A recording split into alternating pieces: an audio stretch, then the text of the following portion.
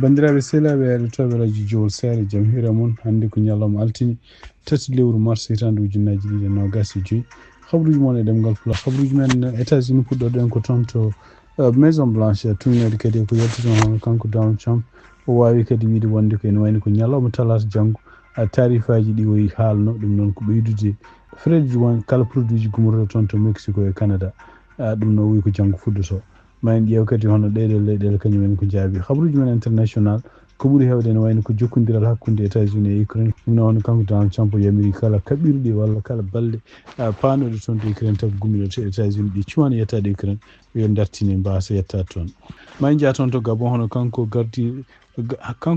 gouvernement militaire gonɗo toon hono biyeteɗo Brice o wi wonde wayno kanko hoore makko felti wonde candidat toon to Sénégal en woni assemblée maɓɓe national rendi hannde pour ƴeewde wadde kuulal on ganduɗa artirde kala yimɓe ɓe ganduɗa tuumaɓe walla ñaawaɓe Sénégal naaɓe wonɓe toon to Maroc ɗum noon en wayni ko Macky Sall woni joofaɗo oɗon banggue ko ɗum on titre men ɓurɗi mawnude oɗo journal ma en gaare desuji mum joni joni.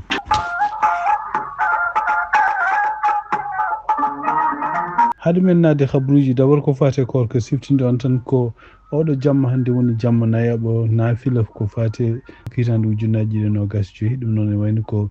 talata janggo woni ñalawma nayaɓo ko fate holde taƴete ko siftinde on tan e wayno ko donc ko fate subaka talata janggo kejjari foti dartade ko 5h51 minute 5h51 yata on dartini ñamde mum par ko 6h15 juulete wonande noon kumtari janggo talata ene wayno ko 6h34 woni nde humtete siftinde on tan ko dimanche garowo subaka law ko nden woni heure nde sahiɓe waylata ɗum noon ne wayno ko waktuji juuleteɗi ɗi hawnayi kadi ma change oɗon saha surtout wonande subakaji ɗi wontoto ko 7h15 jammaji ɗi ene wayno ko gueƴo gontote ko 9h30 ma en gattu kadi janggo kadi so tawi won habruji keesi patuɗe e korka bandiraɓe sehlaɓe heɗotoɓe radio jowol sare habruji meɗen états-unis puɗɗorɗen ko d' abord ko yalte ñalawma e ummade toon to Washington hono kanko président Donald Trump e nder konngol ngol ƴefti o wi wonde ko impôt ji ɗi o waɗno walla ko ɓeydanno frais ko fate frais de douane produit ji gummotoɗi e Mexique e gummotoɗi Canada fuɗɗoto ko ñande talata garoɗo ɗum noon ko janggo siftinde on tan ko kanko en campagne makko haalino wi wonde ko kala produit ji walla gueɗe gummotoɗe Canada walla gummotoɗe Mexico so tawi ari kanko mawo ɓeydu frais de douane muɗum e wiide makko ɗum ɗo ko yidde wiide wonde ko kala ko ummoto Canada walla ko ummoto Mexico ene foti fewnede ko ɗo fewnte walla kanko hoore makko ko sanctionde ɓeɗo leyɗele ɗiɗi hoddiɓe sibabude no wi ko fati immigration e gueɗe mbaɗ noon ko wawi wonde fof ene woni caggal muɗum hono kanko premier ministre mo Canada e Justin Trudeau kanko no wi wonde ko ɗon e ɗon nde frais de douane patuɗe produit ji gummotoɗe Canada puɗɗotoɗe mardi ɗi kamɓene maɓe puɗɗo ɓeydude kamɓene 25% e kala produit ji gummotoɗi toon to États-Unis ɗum noon e nder hismaɓe kene wona 3 milliards de dollars produit ene gummo États-Unis pour nadde Canada ɗum noon kanko hoore makko mo ɓeyɗum ɗum noon donc ko tiko tak Mexico kañum hoore mum ko ɗum haali e konngol gummigol toon to présidence donc hande ko fati tarifaji ɗi hono kamɓe Chine aussi ɓe nder déclaration moɓe mbaɗi ɓe mbi wonde ko kamɓe koye mabɓe ene wi wonde ko maɓe ƴifti mesure aji jawɗi pour ko fate kala nde tarif waɗa ɓeydude frais de douane kala produit ji gummoto toon to Chine no kanko no Donald Trump no wirno ni e wayno ko kamɓe chinois kamɓe ɗo maɓe mbatta la même chose ɗum noon firti tan wonde ko kamɓe kanko Donald Trump ene wayno ko e plan ji makko ɗi jogui oɗo saha joni habde e Chine habde Mexico e habde Canada hawnaki tugnade kadi e habruji gumiriɗi toon to haralleɓe ko fate ngaalu ɗum firti wonde ko hankkadi ene wayno ko balɗe garoji walla lebbi garoji hawnaki gurdam kadi ma ɓeyde tidde ga e États-Unis surtout won produit ji won gummotono tan ko caggal leydi surtout ko wayno Canada e Mexique produit ji surtout ko fate produit ji agricole ɗum noon sibabude tawde ɗiɗon produit ji nannude ɗumen leydi ndi koko ɓeydo koko fawete kalis kewɗo ɗum firti wonde ko produit ji yeewe ɗum ɓe kañumen koye ma ɓeyde prix ji muɗum tugneɗa hande haralleɓe ko fate e ngaalu donc siftinde on tan hono kanko Donald Trump o wi ko Chine ene wayno ko fawata e muɗum ko 10% o ɓeydata ko fate fereje patuɗe fereje douane pour produit ji gummoto toon to Chine hande toon to États-Unis hono kanko ministre kesso toppiriɗo ko fate cellal Robert F Kennedy ɗum noon ko Robert Junior e ñalawma he ene wayno wayli position makko ko fate vaccinage kanko gandirnoɗo gilo natani gouvernement Trump ene wayno andirno ko kanko ko neɗɗo contre vaccin o wi ko vaccine de yimɓe ɗum noon ene wayno ko nannude men poson ko wawi wonde fof e ɗum noon ko caggal nde cukalel gotel maayi toon to Texas e caggal kadi nde ke ñawru biyetego rougeole fuɗɗima hewde toon to Texas ken wona 160 ka cukalel maayguel ngel kadi kañum hoore mum taw ko cukalel ngel vaccine noy par ce que sibabunde jinnaɓe muɗum kañum koye men ene gonɗin ko haalata ko kanko Robert F Kennedy ene woni ko caggal muɗum kanko hoore makko windi e yamirore makko wi wonde ko alay saago yimɓe yo vaccine ɗum noon o wi wonde ko vaccine de non seulement renata sukaɓe ɓe ene contre rougeole mais aussi ne wawi wallude kala mo heɓani nguɗon ñaw hoto nguɗon ñaw yettade ɗum ɗon o wi ɗum noon donc wi wonde ko donc wiide makko kanko Robert F Kennedy ministre toppitiɗo ko fate cellal hande wi wonde ko vaccine de kadi cukalel walla vaccine de hoore mum ɗum kadi ko décision goto foof ƴeftata ko décision personnel ko wawi wonde fof e ɗum ɗo ko waylo ngo waɗi ɗum waylo ngo kadi ko hawngo yimɓe seeɗa saabu kanko ko neɗɗo mo ganduɗa en cellinoɗo ko fate vaccin ko siftinde tan en wani ko kanko Robert F Kennedy o namdima agence uji fédéral et surtout yenn centre uji ko mbiyata contrôle ko fate ñawuji CDC yo mbaw hokkude kala assistance bawɗo wonde pour hohoɓe toppitiɗo ko fate cellal toon to Texas surtout yenn ko fate wallude nguɗon ñawno vaccinera habaruji men hande toon to États-Unis ɗum noon ko tungnade kadi décision mo kanko Donald Trump mo ƴefti hande ene wayno wi wonde kadi ene wayno ko kala balle gummotonoɗo Amérique balle militaire uji paano toon to Ukraine ene wayno o yamiri yo darto ɗum ɗon noon e tungnade kadi konnguɗi gummiɗi toon to Maison Blanche ɗeɗon balle ko balle ɗe cuwano yettade taw Ukraine donc hawnaki woni en taw goni koto Pologne walla goni koto Europe mais ko kamɓe jamirno ɗum kamɓe Amérique pour yo Ukraine heɓ ɗum kono won hen kadi ko ga États-Unis gummotono ɗum noon o wi wonde ko ɗum fof ko yo darto ɗum ɗo fof noon ari ko caggal nde aljuma ɓenni ɗo kanko Donald Trump e vice président makko JD Vance e kanko président Zelensky invite noɗo toon to Maison Blanche pour arde signinde nanodiral hakkude mabɓe kamɓe États-Unis e Ukraine ko fate surtout en exploit de minerai toon to Ukraine e kadi hawnaki kamɓe États-Unis rokkude Zelensky garanti ko fate yenn mballa ɗum jaam no dañira toon to Ukraine et surtout kadi sécurité mum donc ene wayni ko nguɗon boto wonti ko dukoji wonti ko kamɓe kanko président Donald Trump e kanko vice président JD Vance annimaɓe wonno ko ene wayno ko wultinde kanko Zelensky ene wayno kadi ko hulɓindemo et surtout ene e wiide mabɓe kanko Zelensky o campagne ɓennuɗo o wallino démocrate en ɗum noon nde o yehi toon to Pennsylvania e gueɗe mbaɗ noon donc ene anda kadi hono kanko JD Vance guila nde woni sénateur ni kanko hoore makko ko neɗɗo lundiɗo kala ko fate wallude Ukraine e pour makko wi Ukraine ene wayno ko kañum waɗi provocation ha guero waɗa ko wawi wonde foof ɗum ɗo en ko wawi wonde fof ene wayno ko kanko président Zelensky ko ɗum waɗi donc caggal ɗiɗo dukoji ɓe jaltinima toon to Maison Blanche oɗo saha noon e tugnade kadi e waji ummiɓe gummiɗi toon to kanko sénateur démocrate jeeya toon to Maryland biyeteɗo Chris Van Hollen o wi wonde ko ene wayno ko oɗo saha joni kanko président Zelensky ko waɗata ko yo tinnu no fewi jokkodiral makko e leyɗele Europe par ce que hankkadi ne wayno ko labtani aduna fof wonde hono kanko Donald Trump wondi koye Putin e wiide makko kadi kanko oɗo sénateur démocrate ene wayno ko yiyama kadi hono hawnaki ni hay autant kamɓe États-Unis sa rena koɓe jogorɓe yaltude hen saabu e nder konnguɗi jaltuɗo no kanko Elon Musk e nder haalluji kaalaɗi kadi wiyama wajima wonde wi wonde ko autant ko hunde nde fotani wodde ɗum ɗo fof noon siftinde noon ene wayno ko kanko Donald Trump ko yamirore kala ko Elon Musk yamiri oɗo saha joni walla waaji ene wayno ko ɗum rewata ko wawi wonde fof ɗum ɗo ko risque mawɗo gonɗo oɗo saha joni wonande relation ngaji hakkude non seulement États-Unis e yimɓe hoddiɓe muɗum ko en Mexique e Canada mais aussi que relation ngaji hakkude kamɓe États-Unis e leyɗele aduna surtout organisation ngaji mawɗi ko wayno OTAN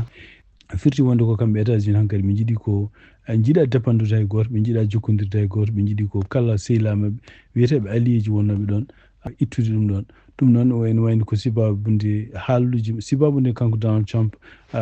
hay goto annda hol peeje makko ɗo jogiri ko fati Ukraine ene wayno ko kamɓe démocrate en ɓe jiiɗi eɓe continue waajade hono kanko Zelensky yo jokkodirde e européen ji ko wawi wonde fof tugnade kadi habaruji gombiriɗi toon visite aji makko kanko Zelensky ɗe e balɗe toon to leyɗele Europe ene wayno ko tengtindire hono balle kamɓe communauté européenne e surtout leyɗele ko wayno Allemagne ko wayno Angleterre ko wayno France ballatamo kanko surtout yenno Vladimir Zelensky e dañde kaɓirɗe kesse surtout kaɓirɗe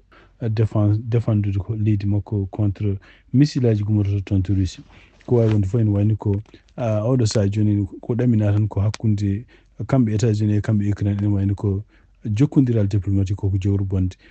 kono noon e tugnade kadi hande habaruji gomiri toon to Ukraine hono kanko président Zelensky omo continue hande jogade anniye so tawi États-Unis ne continue yidde signinde ko fate nannodiral ko fate exploit de minerai toon to Ukraine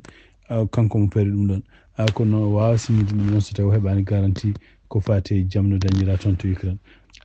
eko teskita tan ene wayno ko toon to Russie kamɓe eɓene continue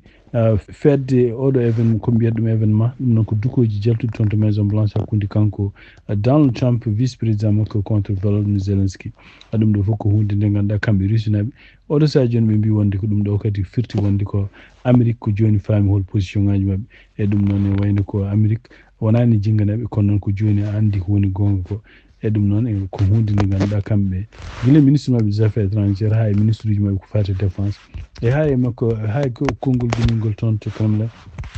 ɗum noon toon to présidence ene wayno ko weltare mawde woni toon sibabunde États-Unis ene wayno holliti wonde kene jokkodiri e mabɓe ene États-Unis ene wayno ko faami position mabɓe kamɓe Russie kabaruji e ɗemgal Pulaar e radio Jawol Sare kabaruji men international hande toon to Rome ene wayno ko kanko Pope Francis ɗum noon ko gardiɗo diine catholique en e wayno kadi ñalawma kadi wiya wonde ko o wawi kadi fertude guite makko ɗum noon e wayno ko balɗe ɗiɗi ɓennuɗo ene waɗano ko machine pour wawde walludemo fofde ɗum noon caggal nde joguino probléme o foofiri ko wawi wonde fof ene wayno ko hande ene wayno ko cellal makko wona cellal kolnigal no fewi tugnade hande habaruji gomiri toon to Vatican toon to Gabon e tugnade kadi ko radio France international habri hono kanko gardiɗo le comité militaire gon toon donc laamu militaire gongo toon hono biyeteɗo général Brice Oly Nguema e wayno e nder konguɗi ɗi o ƴefti hande o wi wonde ko o felliti wonde caggal nde noddali kewɗi mbaɗi caggal kadi kanko hoore makko to micci no fewi ko fate en leydi ndi no yarde o wi o felliti wonde candidat ene wayno ko yimɓe hewɓe adversaire uji makko walla yimɓe ganduɗa yimɓe lundiɓe doole men mbi wonde ko tuggi nde waɗi kudditande ha faade oɗo ñalawma nde o ɓeydi ñamale toon to Gabon kono e nder ko jaabi o wi wonde ko kanko yoɓi ñamale goppunoɗe ɗon ɗe ɓe tawno ɗon ɗe o wi ko caggal lebbi sappo e jeetati nde waɗi kuddita o wi wonde ko kanko hoore makko o wawi fewnude kene ujunere temedde jeenayyi capanɗe jeegom e jeenayyi kilométre laabi o wawi kadi tusde kene wona temedde nayyi sappo e jeeɗiɗi taxi e temedde nayyi auto goɗɗi kadi goni koye tusede ɗum noon firti wonde ko wawi wallude kene wona o wawi uddide kene wona temedde jeetati sappo e jeeɗiɗi liggi e nder konngudi ɗi ƴefti wi wonde ko donc e tugnade e konngol hawnaki lundiɗo laamu makko kañum hoɗum ko candidat e présidentiel biyeteɗo Jean Rémy Yama o wi wonde ko guila nde waɗi kudditande ɗum ɗo ko plan ji ɗi wonno plan ji ɗi wonno tan pour tan wonde ko kanko tan wawi wonde candidat par ce que ko kanko tan koko wela tan haalete e campagne uji e gueɗe mbaɗe noon donc kanko woni arbitre kanko woni joueur ɗum noon ko wawi wonde fof ene wayno ko ɗum ko toon to Gabon en o hawnaki woteji baɗoji nan sappo e ɗiɗi lewru avril hitande ujunnaje ɗiɗi nogas joyyi kanko général Brice Oly Nguema bannoɗo kuddita guila 1er décembre hitande ujunnaje ɗiɗi nogas tati ene wayno ko kañum hoɗum ko candidat pour wonde ardade leydi ndi taw ko gouvernement civil toon to Mauritanie e tugnade journal goto biyeteɗo Thiès Info Sénégal ene wayno ɓe mbi wonde ko Sénégal naaɓe hewɓe nen toon nangga toon to Mauritanie woni ɓeɗon nanggaɓe kadi ene wayni ko nawama toon to frontiére uji jaltinama leydi Mauritanie parama Sénégal tugnade kadi e goto e seeɗanteji yimɓe nangganoɓe toon ɓe wi wonde koɓe nanggano cité plage o nangga nde o nangga toon nde woni wayno ko transfert to quartier gonɗo biyeteɗo 5e o wi wonde nde wetti toon nde ene wayno ko balɗe nayyi ɓe mbaɗa toon nde ɓe mbaɗa koye nokkuji o wawi fottude tan kene ɓuuri capanɗe joyyi neɗɗo taw ko Sénégal naaɓe nokku ɗo ɓe mbaɗa ɗo ko condition ngaji vraiment nefniɗi ɗum noon wi wonde ko caggal balɗe nayyi ko ɓuuri hewde ɓeɗon yimɓe kadi kañumen mbawi yaltinede leydi ndi henna ha heddi won yimɓe hawnaki dañi maslaha pour mbawde heddade leydi ndi ɗum ɗon noon ene wayno ko tumnade hande journal o winande ko ɗeɗo gueɗe ɗe ganduɗa yaltinde yimɓe Sénégal naaɓe yaltinde ɗumen leydi Mauritanie ɗum ɗo fof kadi ene wayno ko oɗo saha joni ene addi en ɓeydi kadi jibde ko fate en holko famano en surtout caggal nde kanko gardiɗo leydi Sénégal gardiɗo laamu Sénégal Ousmane Sonko nde o arno toon to Mauritanie e tugnade kadi no arno toon nde ɓe wino wonde ko wonde ɓe jaɓodirino gouvernement Mauritanie e gouvernement Sénégal wonde ko maɓe mbemno holno visa ji dañirte walla holno séjour uji séjour yimɓe Sénégal naaɓe holno dañirta carte séjour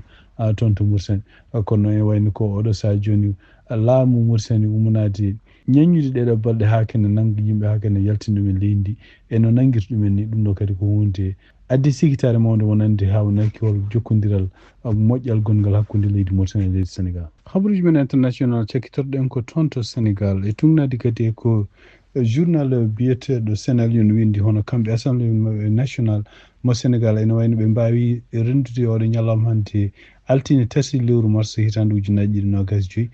pour ƴewtade hol kuulal bawgal waɗede hono kanko président mo gardiɗo leydi Sénégal beela mo wawa signinde ngal ɗo nanodiral gongal hakkude Maroc e Sénégal ɗum noon ko nanodiral ɓoyngal gonnogal ɗon guila hitande ujunaje ɗiɗi e nayyi ngal ɗo nanodiral pour wiide wonde ko kala yimɓe ɓe ganduɗa tuumaɓe walla yimɓe ñawaɓe taw ko Sénégal naaɓe walla ko Maroc naaɓe won to mbawi wonde e leyɗele ɗeɗo ɗiɗi foof ene poti nawtede e leyɗele mumen eyyi ko fama tan e wonde ko kamɓe oɗo assemblée walla kamɓe nguɗo laamu keso ɓe jiiɗi ko ƴewde so tawi kanko président Macky Sall ɓe mbawi takkudemo ɓe mbawi kadi wiide ko alay saago mo ñaawe sibabude koɓe takkimo e dumunna mo ardino leydi Sénégal to surtout no ɓe mbiyata ni ko gueɗe ɗe ganduɗa patuɗe e ngaalu no bonniri ɗum ɗum firti wonde ko so tawi o ñawama toon to Sénégal so tawi o artani Sénégal kamɓe Maroc ɓe mbawi fortudemo ɓe jolnamo e avion ɓe gartiramo Sénégal ko siftinde on tan hono ko porte-parole du gouvernement mo Sénégal Moustapha Diack Sarr ene wayno ko haalino wi wonde ko o hin nehode haw hutiri wonde konguɗi wiide wonde ko Macky Sall ko kañum woni mawɗo bandijo donc kañum foti ñaawede e ɗum ɗon noon ngol ɗon konngol noon e wayno oɗo saha joni addi jibru mawdu addi surtout henna surtout wonɓe ka APR e surtout kadi wonnoɓe gouvernement makko kanko Macky Sall e nder konngol kanko mennoɗo wonde kañum hoore mum porte parole gouvernement Macky Sall o wi wonde ko yimɓe Sénégal naaɓe fof ene poti respectude kala bawnoɗo wonde meɗɗo wonde président Sénégal ɗum noon ko hunde nde ganduɗa henna won konguɗi won hutorade ɗum e surtout henna tawde kadi ko mbiɗon ko enquête foti waɗede hutorade ɗiɗon konguɗi tawde en cas porte parole gouvernement ɗum ɗon wona hunde nde kanko Moustapha Diack Sarr mo foti wadde ko wawi wonde fof ene wayno ko oɗo saha joni andaka taw holko ɓe jogori en ɗaminani wonde ko kamɓe renduɓe toon to assemblée nationale hande oɗo ñalawma altini ɓe dokki ñande ɓe mbi wonde ko ñande 10 lewru mars koɓe votoɓe ko fati oɗo loi ɗum noon ko gonɗinde walla tinnude wonde jokkodiral gongal hakkude Maroc e Sénégal pour wawde kala prisonnier ji gonɗi taw ko Sénégal naaɓe wonɓe fotɓe ittede Maroc gartire Sénégal e wonɓe kadi Maroc wonɓe Sénégal kadi taw ko Maroc naaɓe toon mbawi artide nawtede Maroc ɗum noon ko firti wonde ko ene wayno koye ha hande ɓe keññori pour wawde kala koɓe takki gouvernement Macky Sall e ko fate dumun tuggi hitande ujunaji ɗiɗi 19 ha hitande ujunaji ɗiɗi nogas tati ɓe goni ko heññerade ɗum beele ɓe mbawa ñawde ɗum ɗon sifti ɗon tan ko tribunal towɗo waɗanomo toon to Sénégal tribunal o kadi ko pour ñawde ko fate président ji ko wayno président ji bandiraɓe sehlaɓe heɗotoɓe radio Jowol Sare habaruji min jogo noon e ɗemgal Pulaar gasi yalaɓe ko musidɗo moon Amadou Touré haldanama moon yen mbaalo jaam ha janggo kadi so yen mbaalo jaam on jarama